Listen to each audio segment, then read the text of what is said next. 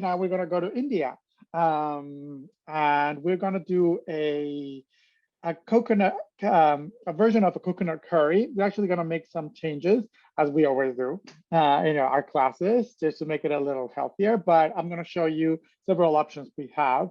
It's gonna have butternut squash and edamame. So I'll start showing you some of the ingredients. So we have carrots, ginger. We're going to use two kinds of, so the traditional recipe of this Indian curry has coconut oil and coconut milk. And remember, I always mention, like coconut oil, like you can have like this. You can add it. I'm not a fan of a lot of coconut oil because of its content of saturated fat. A little goes a long way, so it's fine. You can eliminate the milk. What I'm doing actually here, I'm going to actually use this one that I have. It's oat milk, not soy, it's oat. But you can do almond milk, you can do oat milk. So that's what I have here, some vegetable stock. And then here I have already minced ginger and some onion. So as we go, I'm going to start with the onion, and then my butternut squash, I'll chop it in a second. I have my pan on. So here's what you change. You want to put a tablespoon of the butternut, the coconut oil in here to start sauteing the onion. Go ahead. You could do that. If you're eliminating the coconut milk, maybe you can add the coconut oil, just a tablespoon or so. But we're not going to do that here. We're just going to do, I've shown you this before, but I'm actually going to saute with a little bit of the vegetable stock. So I add the vegetable stock just a little bit like that on my bottom pan. I turn it on. Make sure you have a pan that will have a lid to cover it, because we'll need it to just like get it cooked and steamed. So to that, I'm going to add my onions right away. So this is about half a medium onion. Your recipe that I'll post later on the website, we will be a little more in volume than what it is. So there's my onion, and then I'm gonna let it cook for a little bit. And meanwhile, I'm gonna chop the rest of the ingredients. Actually, I can also add now my ginger so that it can start getting nice and fragrant.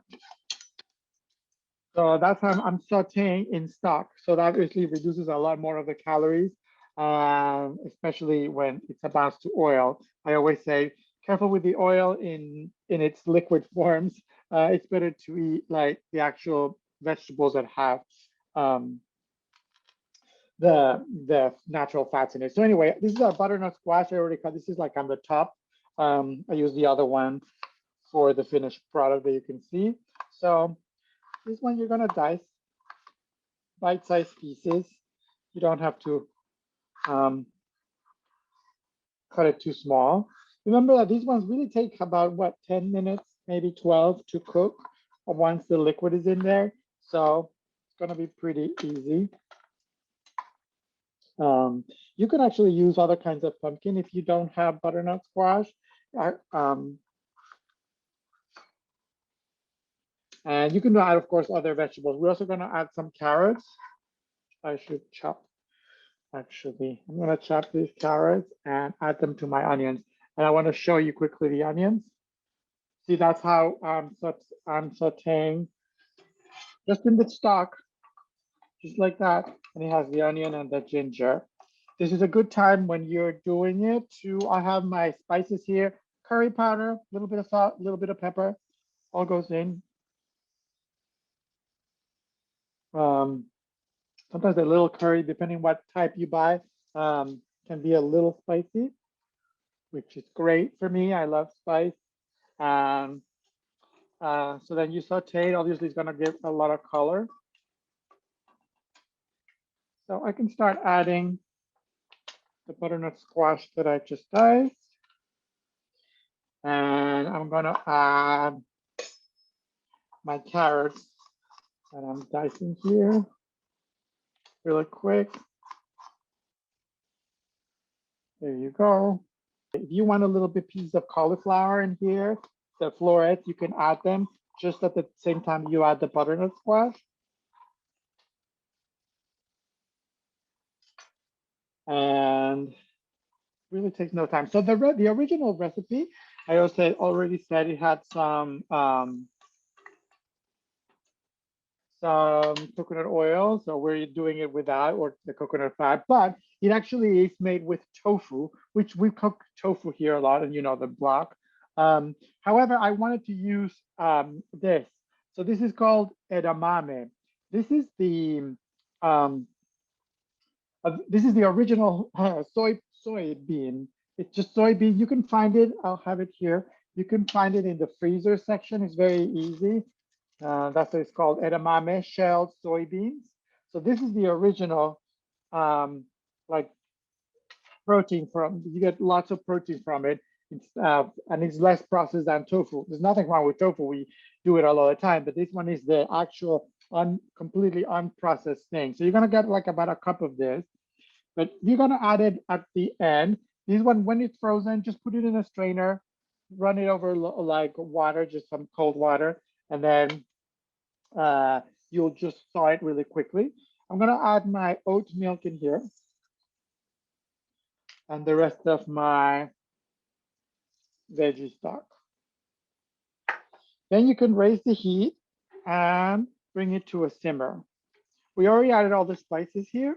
So what we want to do at this point is bring it to a simmer. Then we're going to taste it, and then we can re-season for any more salt, pepper, or a little bit of extra curry powder. I haven't finished my uh, other half of the butternut squash, so I still have time to do that. And so while I do this, I also wanted to mention a little bit of a safety for the season. Because if you're going to pick up, even if you're going to supermarkets or you're going to a pantry and pick up food, make sure it's very important. If you are picking for any, you also have to keep them like under good conditions, but especially if you pick up like things like fish, chicken, or any kind of meat in pantries, or even if you buy them in the market, don't remember to number one, you have to still be safe in temperature wise. Do not what we call temperature abuse it. You have to assume that any meat that you buy nowadays is in the supermarket or in pantries or in farmers market, it's contaminated with like salmonella or E. coli. You don't know these days, but so you cannot really be having it around and like pick it up and then just put it in a bag next to all your veggies so that it leaks and contaminates the veggies. Make sure you get like cooler bags and you put the meat or the fish or the chicken um, in the cooler bags and separate from the veggies in a different bag. You do not want to cross-contaminate the veggies. You need to, of course, wash everything after when you come home, but make sure you keep it separate. And the other important thing is to not plan when you go for your pickup, plan it. You cannot really, it's not good for you to pick up the meat, for example, but then, oh, I'm going to see a friend, I'm going to be walking around in the park, I'll take some time, and then you're parading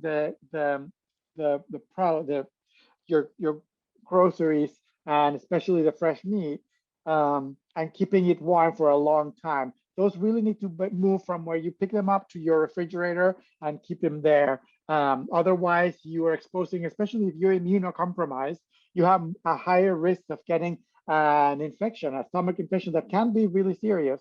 So keep that in mind when you're now when you go for farmers markets, to pantries, even to your regular supermarkets, because when the summer comes, it's even more likely that these things happen. Okay. Okay, coming back to the recipe. So I have this here. I'm gonna let it wait for a simmer, and then just for a few minutes before serving, that's when you add the edamame. It's really good. They're natural fat. There's a lot of protein, and then so you can cover it and bring it to a simmer. I was saying bring it to a simmer. That's when you can taste and reseason if you need to. So I'm gonna show you our end product here.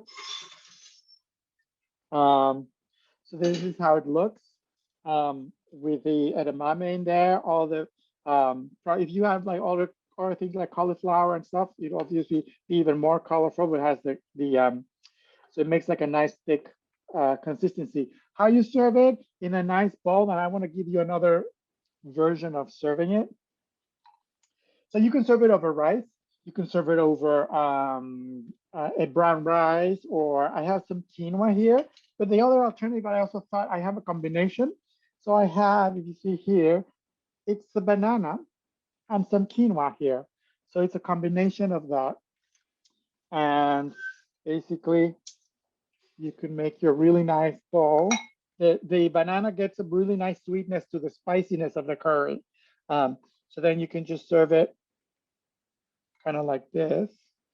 Make sure you get a lot of the sauce, and then it's ready to go. There's your quinoa for extra protein, a lot of like flavor for the banana. So it's very like tropical dish, but it's great. If you have any cilantro, I don't have a fresh cilantro right now, but you can chop some fresh cilantro on it. And here you go. This is our nice Indian butternut squash and edamame curry.